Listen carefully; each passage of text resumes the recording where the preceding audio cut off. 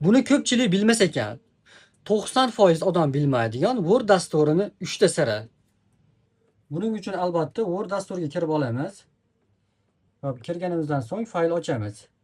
Hop, uchinchisidan boshlayman. Maket bo'limiga kiramiz. Bu yerdan razmeriga kiramiz. Mana ko'pchilik faqat shu joydagi razmerlardan foydalanar ekan xolos. Mana bu yerdan razmerdan foydalanish bilmas ekan. Eng pastiga kiramiz. Bu yerda mana 21 ga 29 7 sm turibdi. Shuni o'zingiz xohlagan razmerga keltirib olasiz. 10 ga 16 deylik va OKni bosamiz.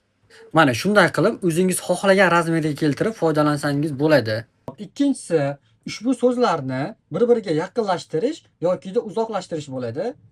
Buning uchun ushbu so'zni belgilab olamiz. Salom belgilab bo'lganimizdan so'ng bu yerda mana Ctrl turibdi. Ctrl bilan D ni bosamiz. Mana tengidan bossak, bunaqangi oyna ochiladi.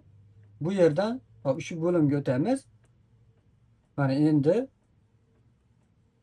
agar buni pastgina bosib turib, sezilarli darajada o'zgartirsak, misol uchun 30 qildi mana ekan. Harflar bir-biriga yaqinlashdi. Mana bir-biriga kirib ketibdi. Endi buni uzoqlashtirish uchun yana shu Ctrl D ni bosamiz. Chiqqan oynadan boyagini endi tepasini bosamiz. Mana agar 0 bo'ladigan bo'lsa, oldingi holatiga qaytadi. Endi oralari mana uzoq bo'ladi. Mana ancha sezilarli darajada o'zgaradi hozir. Mana 40 dan o'tdi.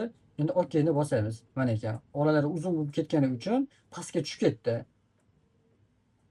Va oxirgisi mana salom so'zi turibdi ustma-ust.